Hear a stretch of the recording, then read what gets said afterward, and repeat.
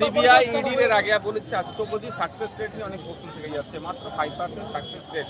আমি আশা করব সিবিআই বা ইডির প্রতি মানুষের ভরসা ফিরে আসুক, তারা যাদেরকে অ্যারেস্ট করবে যেন কনভিক্ট হোক, মানে ছাড়া তো দূরের কথা, যেন দ্রুত কনভিক্ট হয়। তৃণমূলের একটা অংশ মানে দাবি তুলছে যে নওশাদ সিদ্দিকী 2026-এর আগে তারা তৃণমূলে যোগ দেবে।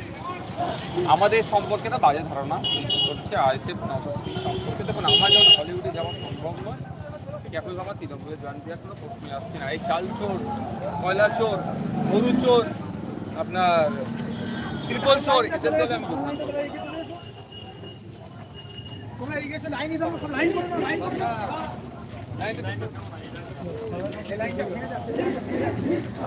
ও এবার গিয়েছিল